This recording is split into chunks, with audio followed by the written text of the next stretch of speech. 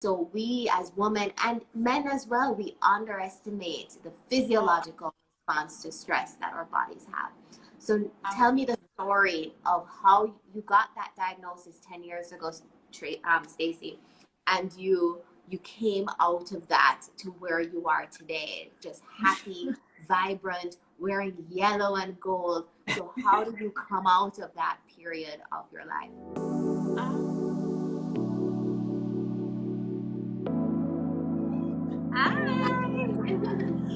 Awesome. It's so good to see you. It's so good to have company. Yes, I'm so happy to be here with you. Cheers to you. I'm cheers in water, but cheers to your anniversary. Thank you. I forgot my drinks.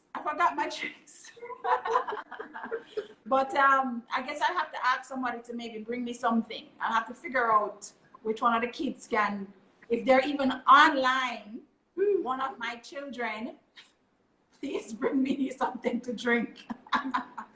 Thanks so much for joining, Lisandra, and thanks so much for joining everybody that's popping on. This is really going to be an experience that I've been just looking forward to and really excited about. I'm really excited about all of that we're going to be discussing and excited about all of the different conversations and stories that we're going to share.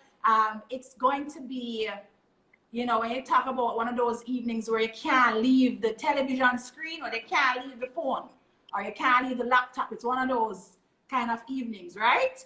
So yes, epic evening. This is this segment, this first 30 minutes or so is actually going to be my interview. So it's a kind of a co-interview between myself and Lisandra.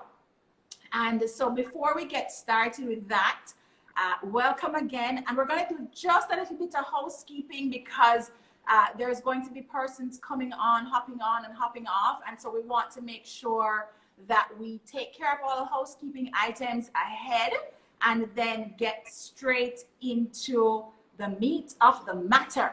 All right. So from a housekeeping perspective, we are going to be going from now until 10 p.m. tonight. And that's because like all these wonderful women that I reached out to say, hey, you know, I have this idea. You want to come spend some time with me? They all said yes. And so I wanted to create space and room for all of us to spend time with you. And so we're going on till 10. We are going to have a little bit of a break about midway through that, but you're definitely going to go on the break and come back because who's coming up after the break is going to be like wicked good as well as who went before the break. So you're going to want to do that. Monique is going to be my moderator. And because we have so many different conversations that we're going to be having, I needed somebody to support us all in making sure that we were keeping track of questions and making sure that we were paying attention to the DMs that may be coming in. The phone is over there and I am over here. So if you're messaging me not go see it, right? So Monique is going to be our moderator. She's going to be helping us with questions and also time checking us, right? So even right now, I'm moving through very quickly just so that I can make sure that we cover the housekeeping tidbits. So Monique will be capturing your questions. And if you have anything that you want to maybe have discussed or anything like that while we're going through the live, please feel to drop it in the comments and we will be sure to take note of it. Also, I have lots of giveaways, guys. Like, I mean, I literally have like stuff packed around me that I'm going to be sharing with you. And even in terms of just the persons who have supported us through with all the giveaways, that has been great. So throughout the course of the evening, we're going to be announcing different giveaways. And for those persons that spent the extra time to RSVP, you will be able to qualify for what's in this bag. So this is filled with a whole heap of different things, including my book and a deck of my cards. So yeah, lots of goodies in store for you and lots of great inspirational stories. So if I leave off anything, I'm sure that Monique will help me out. and tell me what I left off, but let us move straight into our conversation for this evening. Ready, Lisandra? Yes. I'm ready. Okay, great. Wonderful. So your theme for today, Stacy, is inspirational stories of survival, wellness, and overcoming personal tragedy. And I don't think anybody's story is as inspirational as yours. You are celebrating today your 10-year anniversary of surviving breast cancer. And I wanted you to share with everyone, because some of the people on there from my life as well as yours, for those who don't know your story, I want you to share what happened to you 10 years ago. Okay. And I'm definitely giving you guys the Cliff Notes version because I want you to read the book, right? But 10 years ago today, and actually right around this time, would be when I would have gotten home from that appointment, that very unforgettable doctor's appointment, right? And essentially what happened is about a month before, my sister and I were hanging out and just kind of spending time together. I think we were trying on clothes. I think I had a party or something that I was going to. And, you know, my sister is actually 18 years younger than me, right? And so I told her to bring some of our hot girl dresses because I never have anything in my closet that was suitable, right? So she carried these, you know, some little short dress and things. And I tried on one dress that was a strapless number, you know, it cut off here, no sleeves or anything. And I was modeling as us ladies do. For the guys that are on, we do that. We try on clothes and we walk like we're on the runway in the bedroom. And so I tried on the dress, and as I was walking by my bathroom mirror, like literally, I'm in my bedroom, the bathroom is off to the side, I'm walking by the room and the mirror is right there, I noticed something that looked kind of like a mosquito bite on my chest. But when I looked down on my chest, I couldn't see anything. And I thought, well, that was odd. And I said to my sister, who was in university at the time, you know, she's a doctor now, but at the time she was just doing her studies to become a doctor. I said to her, did you see that? And she was like, looking at me like I'm kind of crazy. And I said, I saw something on my chest. And we're looking at my chest and we couldn't see anything. So I'm going to the bathroom and I'm like trying to find this thing that I saw through the corner of my eye, you know. Eventually, long story short, that thing that I saw turned out to be the first indicative lump. And it was so tiny when I initially in the mirror that it was difficult for me to find even for the first appointments. I went to my GP because I was only 34 at the time. And so they weren't doing like mammograms and that kind of stuff. I had literally just recently moved to Jamaica thinking I was going to restart my life here. I was here with my children and my 3 children and my then husband. And, you know, so I just hopped over to the GP very quickly. I thought it was nothing, thought nothing of it. And then fast forward a few weeks later, I'm sitting inside of a surgical oncologist's office, a consultant. And he's telling me that I have been tested positive for breast cancer. And that it's a pretty aggressive cancer because between that time frame, which was literally like around 4 to 6 weeks, I think at max, not only could I now see the lump without any kind of movement, but my entire breast, like you could literally just look at it and you could see the lumps on me. You know?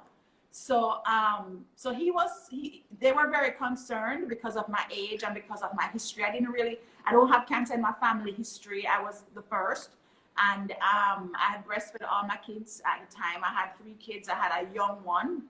I had a 2-year-old. I was practicing yoga at the time. I ate pretty decently, you know, so I didn't really fit the mold that they kind of said, the typical person. And it was aggressive. So they went for what they call a radical mastectomy, which is where they not only remove the breast, but all the breast tissue, the muscle, everything, lymph nodes, etc. And they wanted me to do everything. They wanted me to do chemo, radiation, medication, the sink and And I wasn't sure about doing everything. I was very afraid. At the same time, my marriage was falling apart. At the same time, I was in the middle of moving my company from Jamaica, the one that I just came down to join, to Canada. And I had my 3 kids. So it was a hot mess and a very scary time, you know? We Very believe scary. that a lot of the stress that you just described, moving countries, moving jobs, breakdown of a marriage, 3 kids, and all of that happening actually triggered this diagnosis. That's what we kind of believe, right, Stacey? Yeah, that's absolutely what I believe. And I think that because one of the things I learned, because you learn so much about any critical illness, you learn a lot about it when you're now in the process of trying to treat it, right? That's when you start talking to the doctors and you start going to the treatment centers and you start learning a lot more than you did before. And one of the things I think I learned was that, you know, the dis-ease or the triggering of the cells typically happens 2 years ahead of it showing up physically. And when I think about my life during that time, I was working some serious hours, like 14-hour days, you know, just consistently working. I don't know that I was taking care of myself really, you know. I would dress up and look cute, but not really taking time for myself, resting well, taking breaks, well-needed breaks. I definitely was having a very challenging time in my marriage and managing that, you know, and you just kind of keep going. You have your 3 kids and moving, and you just kind of going, you know. And I think a lot of that, you don't spend time really focusing on you, and we don't realize how much we are losing, because maybe if we think about extraneous work, we think about like construction sites or physical work, but the brain actually uses up a lot of energy. Yes. And us women in particular, we're mostly knowledge workers, and we take for granted the amount of energy that we use up and the amount of stress that our bodies endure while we are working. You know, our bodies aren't made up the same way as men. Yeah. Right. And I would actually even add to that and say, you know, you wanted us to share our stories of survival and wellness, and it was stress and all the physiological responses that my body had with stress that led me down the soul career path as well. I definitely didn't have a cancer crisis like you did, but my body's response was for 8 hours a night, I cannot eat. My whole mouth starts burning and I cannot consume food or swallow food. Then I get carpal tunnel syndrome from writing and typing all the time. I have acid reflux, stomach issues that are triggered by stress. And the worst part of it is if I get very stressed over a 1 or 2 week period, my hair starts falling out in clumps so that I have bald spots in my head. That's called alopecia areata. And the first time that happened to me was when I was in business school deciding to come back to Jamaica when Jamaica was having the whole Dudus crisis. And I was like, am I really going to move back to Jamaica in the middle of that and ruin my whole life, leaving Harvard Business School, leaving the US and going back to Jamaica in the middle of that? So my hair started falling out. I got bald spots on my head and I was like, my body cannot, it just cannot cope with the level of stress that I was putting myself under. So we as women and men as well, we underestimate the physiological response to stress that our bodies have.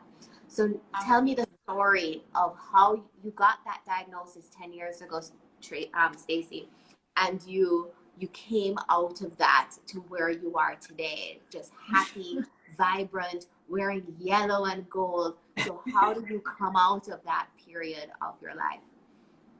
You know, so can I just tell you that one of the reasons why I wanted to do this event is because I feel like we're all kind of under the pressure of this current situation. It's like everybody having them personal pandemic, right? And the truth is, when you are in it, it really feel like a pressure cooker, and it feel like the end of the world, and like You know, life is, as you know, it is over. But when I'm looking back over the 10-year span, I see myself having faced the challenges. And I didn't do it well all the time. You know, I made a lot of mistakes. But I made a decision about facing the challenge and about just, you know, what do I actually want? I think my kids played a huge role in being my why. It's like I latched onto something that meant more to me than my life itself, maybe, you know, at the time. Now I'm clear that I have to be well, right? And I think I latched onto that why. And in latching onto that why and wanting to be there for my kids, especially at the time they were small, right? And your 2-year-old looking up at you like, you know, your heart is bleeding for that little life that you're now responsible for. And I think I made a lot of mistakes, and I tried a lot of different things, some crazy things we're going to talk about a little bit later. But I tried a lot of different things, and a lot of things worked, and some things didn't. But I always learned, right? I always learned a lesson, and from that lesson, I learned, sharing what I'm learning, and I think that helped me a lot to attract people to my life to help me. I did therapy, I did coaching. I mean, you name it. I whatever it said that was good for your soul. You know, I reinvented myself spiritually.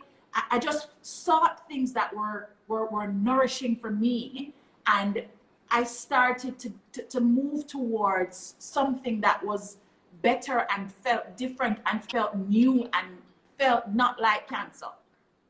Right? And felt not like different. Yeah.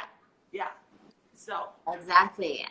And I have a similar story too. I didn't have cancer, but I did have an existential crisis where I got so burnt out that I questioned the meaning of my life. Why was I working so hard? Why did I try to achieve so much? What was it all for? Because when you get to the pinnacle, I was in New York City. I was working at Bain and Company, a top management consulting firm in the private equity group, which is a fast track to being rich, right? And I got there, and it was everybody's dream. Everybody that went to business school dreamed of that job. And I felt like it was so empty and meaningless. And what was the point of it all? What was the point of all of the stress? What was the point of all of this hard work? Because that was somebody else's dream, and it wasn't my dream for myself. And so to get out of that, I had to go on a journey of really understanding, well, what is my dream for myself? I had taken on society's dream as my dream. That this is what society tells you you're supposed to do. You're supposed to go to Harvard. You're supposed to go to the US. You're supposed to get a big job. But at the end of the day, if it's empty and meaningless, then what comes next? And in this pandemic, when all of us are facing our own mortality, a lot of people are thinking about death and illness for the very first time during this pandemic. And then a lot of us are asking ourselves, what is the meaning now? What am I going to do with my life to ensure that I've been one of the lucky ones that escaped getting ill with this disease? So what will I use my life to do now? And one of the things, the main thing is self-understanding, self-awareness. Understand you, understand what makes you happy, and what makes you come alive, and what motivates you, and what kind of legacy you want to leave in the world, and build your career and your life from that. So I want to transition now, Stacey, to how your epic intention cards came about.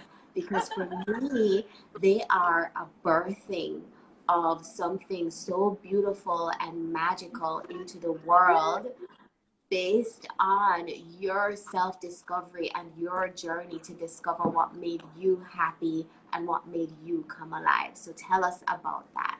Oh my gosh. So I have to tell you that I'm having a real magical experience with these cards, right? I actually picked, I'm not even sure if you can see my card that I picked yesterday, but this card says I'm intentional about my greatness. And this is kind of the theme that I'm using for my entire experience this week. And really, I read a lot, especially after getting sick. I started to read again because I think I had divorced books when I was in university. And I started to read again. And one of my favorite things to do is anything Oprah. And I read one of her books. You know, in the book, she talked about the power of intention.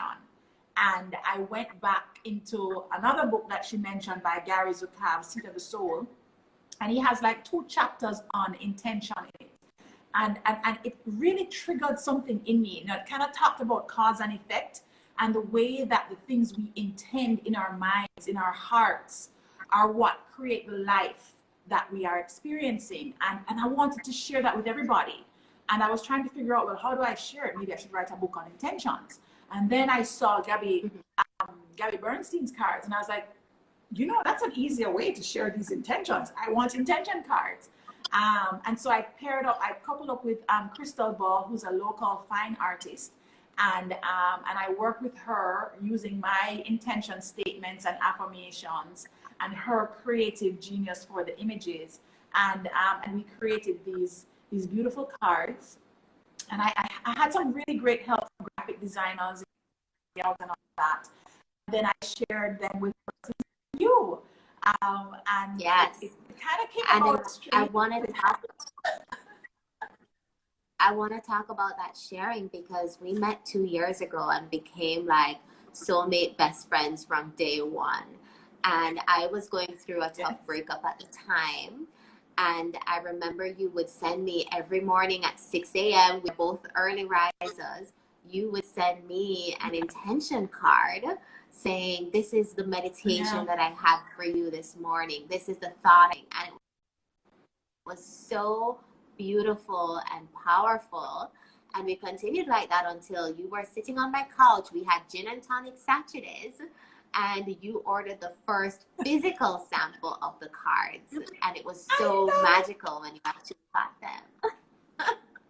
Yes, that was really cool. I was actually, I didn't remember that happened until you were talking about it. And I was like, oh my gosh, that's right. And when I got the physical deck in my hand, that was just a whole other celebration. You know, it feels weird, like just thinking of something and then seeing it. And that's kind of what I wanted to share here as well, is that there's just so much opportunity that you can birth when you are in a place of just wanting goodness for yourself. That's when a lot of times the ideas and the things that are there start to bubble up, you know, naturally out of you. And you want to pay attention to those ideas. Because that's what happened with this. I was going through a tragic, lonely period because I was dating and it wasn't, you know, manifesting in this love of my life kind of situation. And I was feeling very down about that.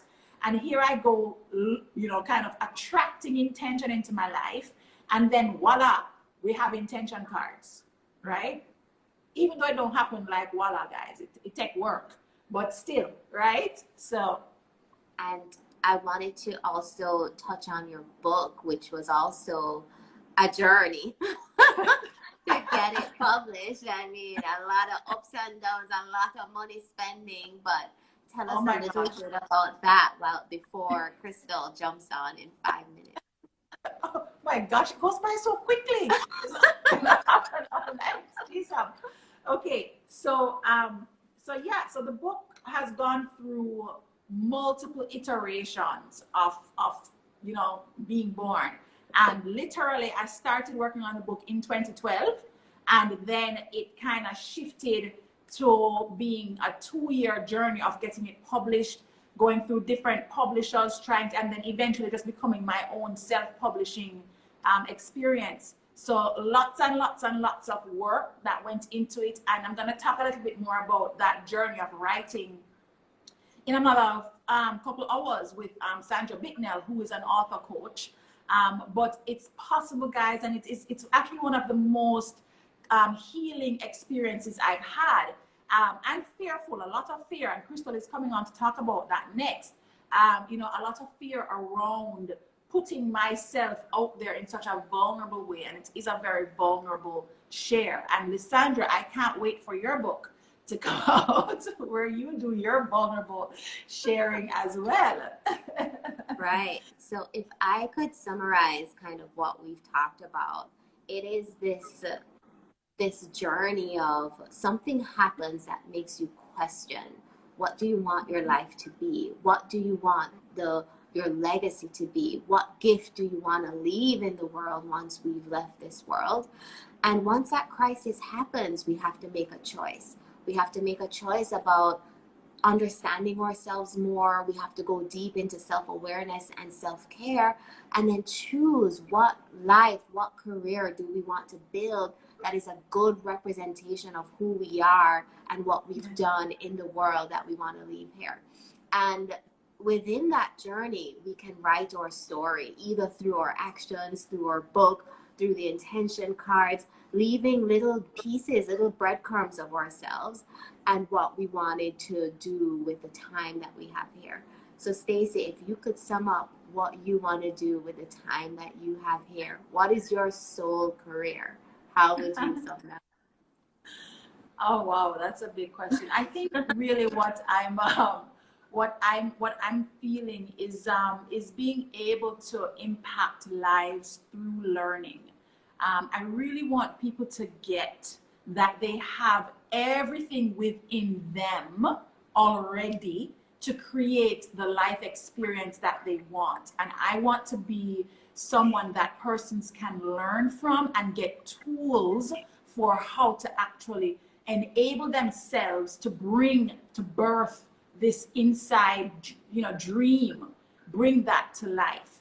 That's the legacy I want to leave. So I have a lot more stories I want to write, and I have a lot more products and things, tools that I want people to be able to use. That's what my vision is, and it can come in any form. It can be a company that wants to be its best self. It can be an individual. It can be a person that's seeking healing from any kind of illness. Whatever it is, I want to be able to contribute to your life in a way that gives you tools that you can use, not just leaving you feeling pumped up and inspired, but then go do the work. Like, you have some tools now, go do the work. I want to be a resource for persons. Yeah, that's it. Right, very similar. So I started a company, Soul Career, that helps the individuals, executives, and entrepreneurs, professionals to find their life's work, lead authentically, and create powerful legacies. And I know we're supposed to talk about the giveaway in the last minute that we have here, right? So I'm going to give away to everyone on this live, or whoever wins. How does it work, Stacey? How do they win it? You said everybody on this live. Not everybody. Somebody has to win it, right? Right.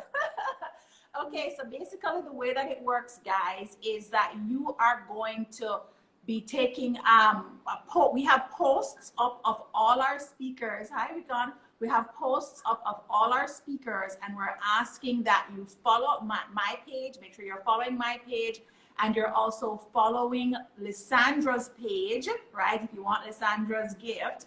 And you are going to, on my page, you're going to put down what you took away from my session with Lisandra. I'm going to tag Lisandra in it, and then we are going to draw for however many you want to give away, Lisandra. We're going to draw for persons who have posted on my page, followed us both, to give you this gift. And guys, let me tell you, the class expensive. So if you're getting an hour discovery session, you really want to run, go and put something under Lisandra post, right? For you to find your dream career during this time, okay? So, and I'll repeat it again, guys. It's just basically what you're going to do. You're going to go to my page. Make sure you're following me. Make sure you're following Lisandra. You want to put a comment under the post saying what you took away from our session, and then we'll announce the winners on Thursday.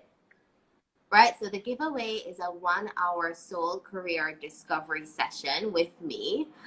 Soul Career is my company, but my personal page is at Lisandra Rickards, and we will walk you through our process for figuring out what that soul career, what that legacy you want to leave in the world through your work is going to look like.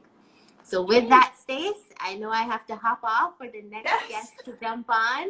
It Awesome. flew by. It flew Yes, by. it did. Hope you It guys did. enjoyed it.